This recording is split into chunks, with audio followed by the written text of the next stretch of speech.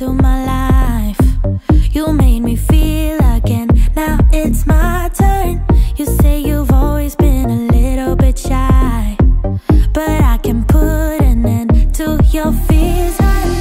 Let me show you a place where you gon' wanna move your feet until they start to bleed. DJ, take it away. Tonight is all for you and me. So baby, spin and let the music begin. I know you feel it when... Sobrang ang init-init ng mga usapan natin. Very meaty. And hopefully sana ma-inspire yung mga nanonood at nakikinig sa atin. Ngayon, pagdating naman sa usapang health and fitness, 'di ba? How you wish you knew in your 20s na sana na-apply ko to, sana ginawa ko to, 'di ba? So simulan na natin sa physical health. Rosie, sa physical health. Ano ba Ako, yung wini-wish mo ako na wini-wish ko sana? on physical health ha. Kasi ngayon, as I have shared sa past Zoom kwentuhan natin, ngayon nagpapa-executive check-up ako regularly. Pero back then, ang iniisip ko, syempre in our early 20s, dagdag gastos siya. 'Di ba, hindi ko nakikita yung benefit nung ng executive check-up, early detection. Kasi iniisip mo bata ka pa, healthy ka pa, 'di ba? Kaya pa ng katawan mo kapag may nararamdaman kang pagod, kapag sabi nga ni Michelle kanina, 'di ba, may mag-aya lang, go ka pa rin, 'di ba? Ini-ignore mo yung nararamdaman ng katawan mong exhaustion or yung sakit ng ulo until you realize, 'di ba, na kailangan mo na palang mag-medication or until you realize na kailangan mo na pala kailangan mo na palang i-cure yung nararamdaman mong symptoms. So, back then, ganun yung attitude ko eh, gastos lang yan, unnecessary, bata pa ako, kaya pa ng katawan ko. Pero without me realizing yung importance pala ng a healthier lifestyle at kasama doon yung check-up, regular check-up, executive check-up, and yung mga routines, yung pag-take mo ng vitamins, 'di ba? Oo, Ngayon, important. importante na, 'di ba, Mm-mm. with the recent pandemic, importante that we keep our body, 'di ba, strong, prepared kung anumang dumating na virus that can potentially, 'di ba, affect our health. So sa akin, I wish I knew that na yung tingin ko to taking care of myself, particularly yung physical health, is an investment too. 'Di ba? Yung Mm-mm. having a good disposition kasi it also affects later on naman yung emotional and mental state mo kapag hindi healthy yung body mo. Mm-mm. Ikaw, Bing. Health is wealth nga daw. Mm. Sa akin, in our 20s kasi we often, yung parang brush aside yung mental health. Hindi siya talaga, when we were in our early 20s, no, hindi natin masyadong binibigyan talaga ng time yung mental health natin. Parang comparing ngayon sa nangyayari sa society natin, no, napakalaking issue niyan. It's really a big deal na marunong kang mag-handle ng emotions mo. Kasi before, kala natin, ay, kaya pa yan. Parang, I'd push myself kahit drain na ako. Uh, Iintindihin ko lahat, ganyan. Pero now, I've learned na hindi mo pala kailangan intindihin lahat. You need to take care of yourself. Yung physical health mo, yung overall well-being mo, like what Rosie mentioned, apektado lahat yan if you're not emotionally and mentally stable. Mm. Hindi Pwede lang kong naman, dugtungan yan, Bing, kasi mm, nabanggit ni Bing yung mental, emotional health and comparing it yung sa early 20s natin and to the present generation, 'di ba? Kasi back then, pag sinabi nating mental health, nag-iinarte lang yan. Narinig niyo na ba yun? 'Di oo, ba? Oo. Pag halimbawa, nakikita natin na yung isang tao, nagde-depress, arte lang yan. Oo. Wala naman Oo. yan. Oh, nag-i-emo-emo lang. Oo, 'di ba? Ganyan yung Oo, ano kasi natin dati atake emo. natin back then. Unlike ngayon, kaya sasabihin ko na somehow, 'di ba, yung society natin ngayon, maybe because of Mas social open. media, Oo. dahil maraming kwento na nababasa na tayo, napapanood na tayo on how it affects them. 'Di ba? Yung Mm-mm. disposition nila and how it hurts the people around them pag nakikita nilang nade-depress ito, and even 'di ba, going to that extent na they commit suicide dahil sa Oo. depression nila. It's a serious matter pala. Pero back when we were in our early 20s, ang tingin lang natin diyan 'di ba, being arte lang. Oo, Yun lang. true. Parang akala mo, ay, kailangan lang yan ng attention. Attention-seeking lang behavior niya. Exactly. Oo. So it's something Oo. pala na dapat we pay attention to. Yes. And now that I'm 40, tsaka siguro sa case na rin ng aking second child, no, with all the seminars na na-attendan ko about mental Oo. health issues, ganyan, I learned na yung strong people, they seek help, no? Hindi kahinaan yung Mm. pagtuon mo ng consultation with Mm-mm. therapist or mag-seek ka Mm-mm. ng advice kay counselor, kay guidance counselor. Kasi dati pag dinala mo sa guidance counselor yung student, di ba, parang ang negative nung dating. Oo. So we have to break that stigma na it's okay to seek help, to Totoo take care of yan. our mental. Problem child, 'di ba? Mm-mm. Even to the extent na tatawagin natin silang baliw, 'di Yes. ba? Oo. So maganda yung sinabi ni Bing that we have to raise awareness and break the stigma. At saka ako, i-add ko din, yung in your early 20s, ewan ko, siguro hindi sa lahat, pero ako personal experience ko yung sinasarili ko eh.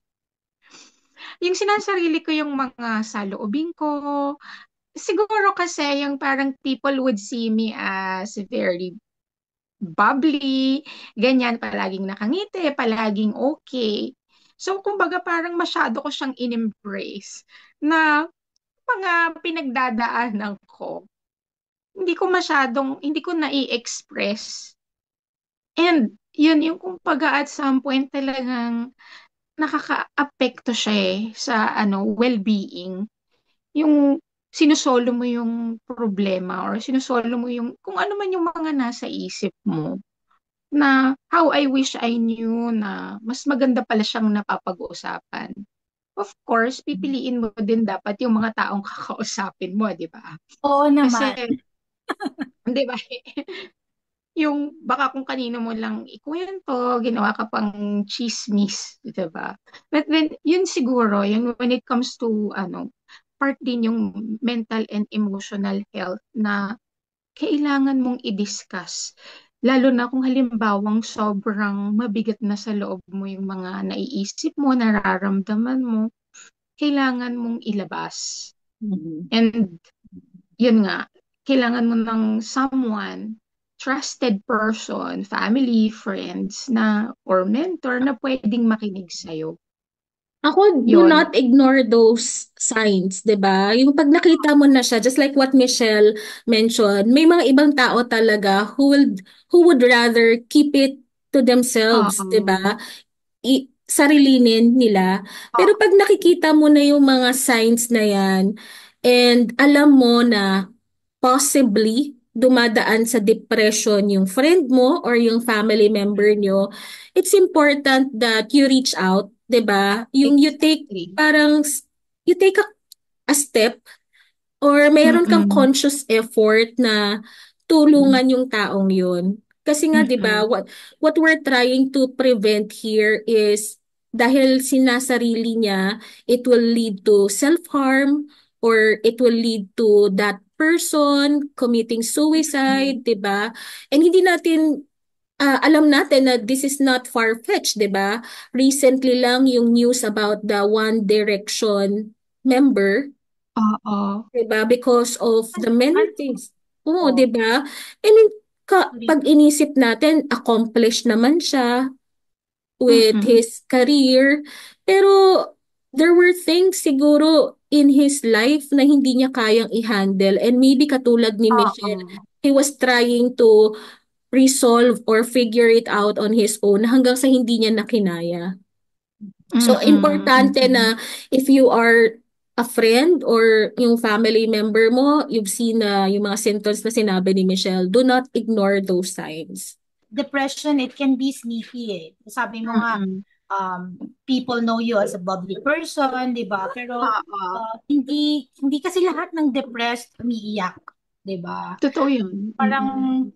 ang hirap i-identify ng mga signs na yan ng depression.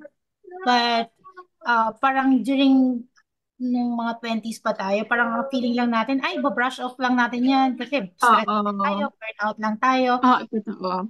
diba? Pero hindi natin nagiging ano na pala siya, physical and mental exhaustion na. Yung Mm-mm, affected na yung mm-mm, mm-mm. overall well-being natin. Pero ikaw, Michelle, Mm-mm. how did you handle it? How did you overcome it? Ako kasi napakamadasalin ko talaga. I know that. Alam mo yon yung parang siguro thankful lang ako na lumaki ako sa family na inintroduce sa akin yung spiritual health, na yung pangalagaan yung spiritual health, na yung connection ko, yung religion and everything, yung spiritual practice. So, yung parang I spend time sa simbahan, praying, parang yun yung naging outlet ko. Doon sa mga sobrang, yung parang innermost na ano ko, emotions at kung ano mang pinagdadaanan ko. Talagang iniiyak ko lang talaga doon. Yun ang nakaano sa akin. And then, actually, over time, eventually, natutunan ko na hindi ko dapat sarilinin, na dapat i-share ko din sa iba yung pinagdadaanan ko. Yung And yun yung kakausapin ko yung importance ng spiritual health, di ba? Yung establishing your relationship with God. Oo.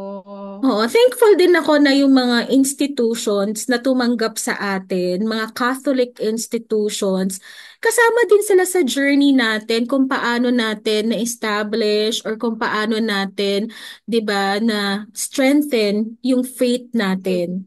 Kasi meron tayong mga inaatinan na regular na recollections, retreats, and kasama yun sa formation natin sa mga institutions or sa schools na tumanggap sa atin. And Oo. tama si Michelle, 'di ba? Kapag hindi mo siya kayang iiyak sa ibang tao, you can just cry Mm-mm. to the Lord and He Exactly. listens to Oo. you, 'di ba?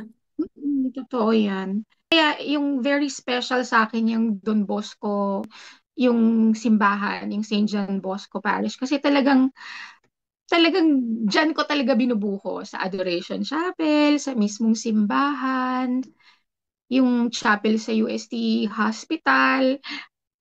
Diyan, pagkatapos mag-novena, talagang iniiyak ko talaga lahat ng kung ano man yung saloobin ko. Pare, kasi sabi nga ni Bing, 'di ba? You're a bubbly person, extrovert ka eh. Pero Oo. paano ka nahirapan? Bakit? Bakit ka nahirapan na i-disclose yung sabi mo nga yung innermost emotions mo? Parang meron ng nakapatong sa akin na ang responsibilidad ko or ang commitment ko sa mga tao sa paligid ko. Ako yung hihingahan ng sama ng loob. Ako yung sa akin magko-confide, ganyan. So, parang yun yung naging ano ko, instant role ko sa karamihan. Parang ang strong kasi ng Oo. personality mo eh. Oo. Ngayon, parang in return, parang teka, paano ko naman yung sa akin? Oo, kanino ka naman iiyak kung ikaw yung Kanino? iniiyakan? Oo. Although, ngayon okay na. Ay, parang na ano ko na yan, settled na ako dyan.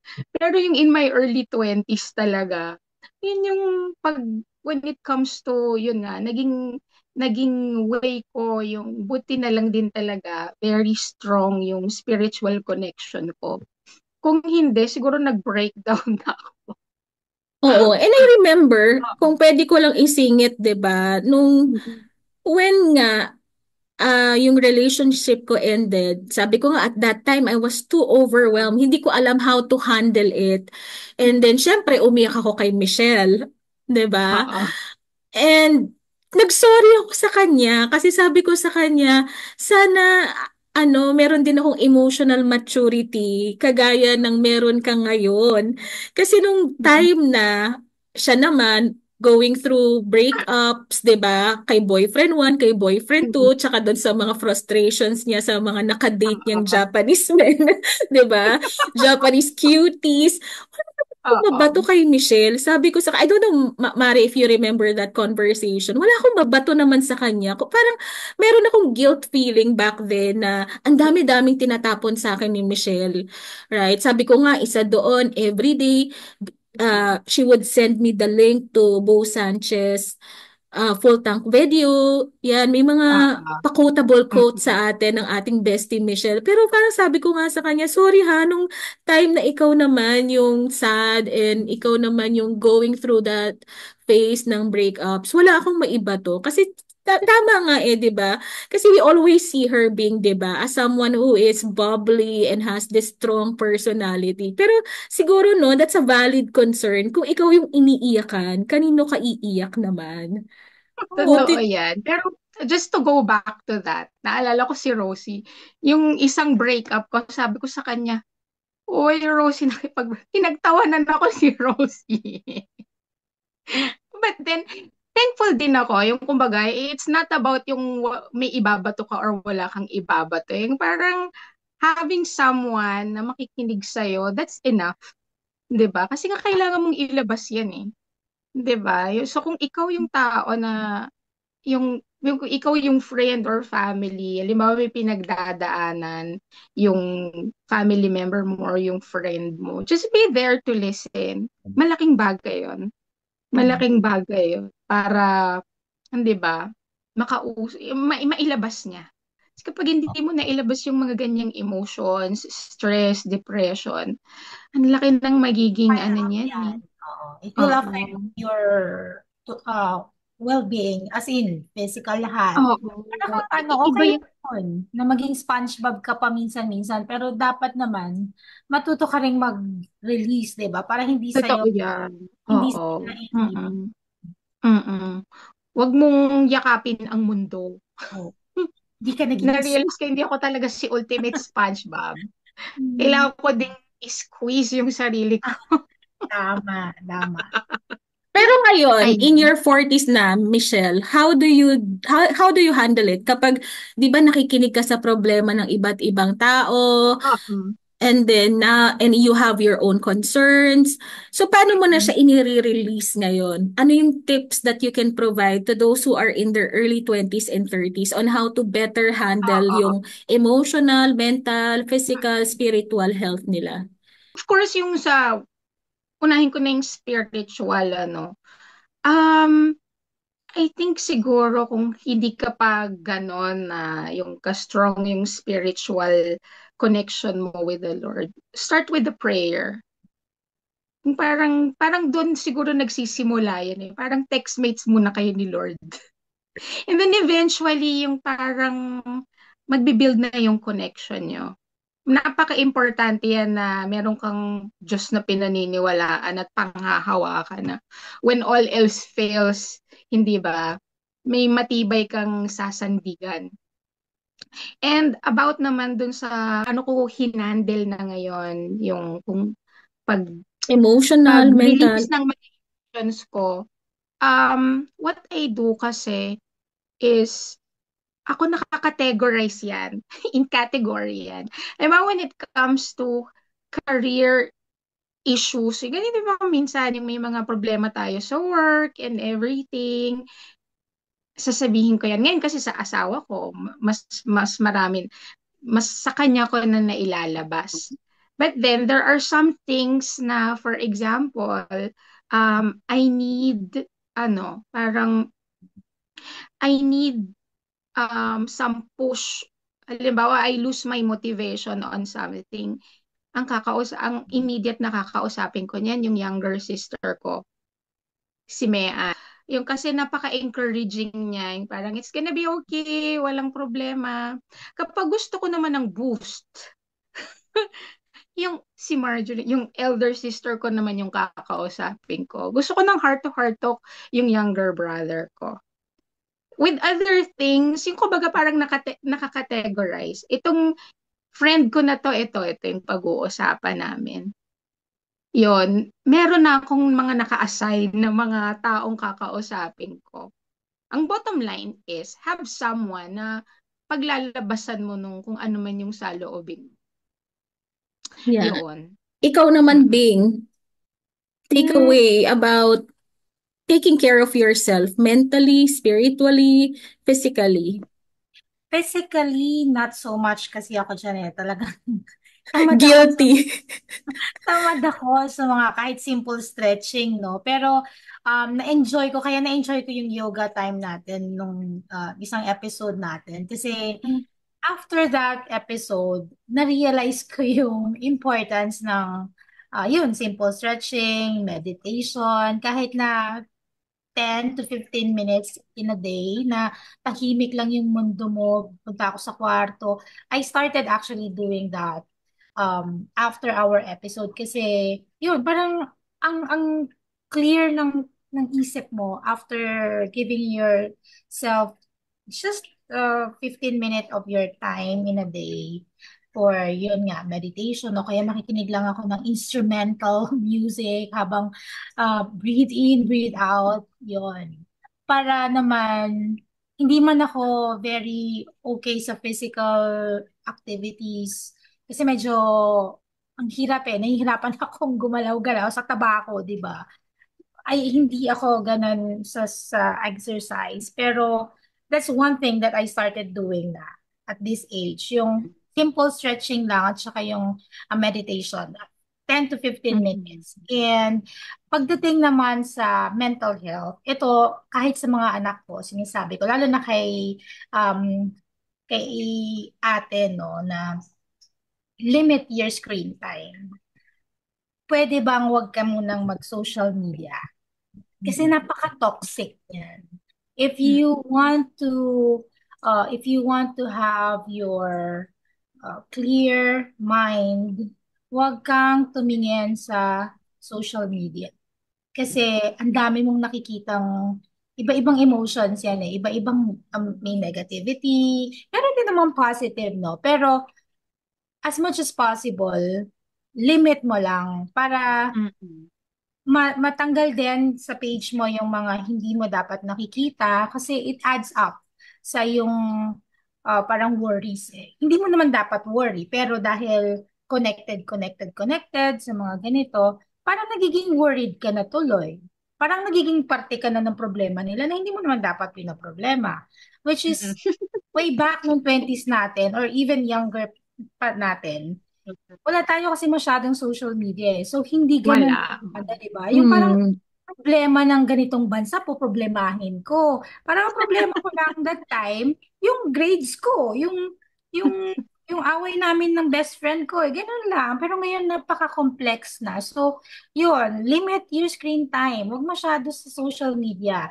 Pero follow 40s Unfiltered, di ba? Yes. So Eh, true.